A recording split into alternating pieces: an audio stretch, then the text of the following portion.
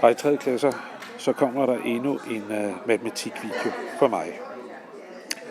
Den her gang, der skal vi kigge på vinkler. Ja, I hørte rigtigt. Vinkler. Nu skal I se lidt om, hvad det er, vi skal lære, hvad vi skal beskæftige os med.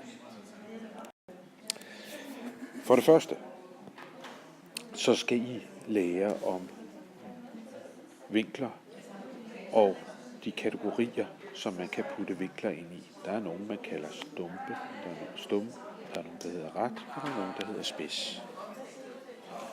Så skal vi lære at kigge på forskellige figurer, finde ud af, hvor vinklerne sidder, og hvor store de er.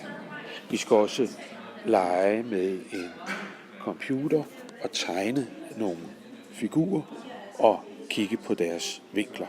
Og endelig til sidst, så skal vi sortere nogle forskellige figurer, alt afhængig af, om de har den ene, eller den anden, eller den tredje slags vinkler i sig. Men nu tager vi lige fat på det første, nemlig om en ret, en spids og en stum vinkel. Lad os prøve en gang at kigge på det. Se, det er sådan, at vinkler, de kan for eksempel se sådan her ud. De kan også se sådan her ud. De kan selvfølgelig også se sådan her ud. Og de kan faktisk også se sådan her ud. Hvordan skal man egentlig kigge på dem? Jo, den første her, der skal man kigge på vinklen. Den, der ligger derinde. Måske skal jeg tegne noget i stedet for. På den anden type vinkel, der skal man kigge på rummet mellem de to ben her.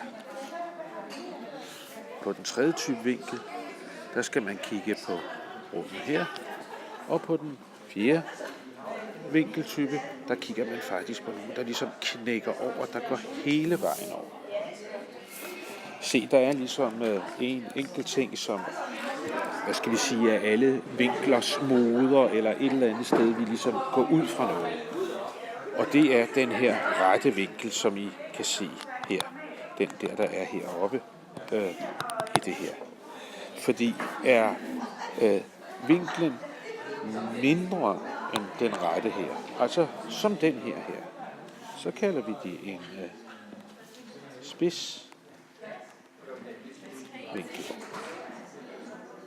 Er vinklen større end en ret vinkel, altså som den her eller den her, jamen så kalder vi det faktisk en stump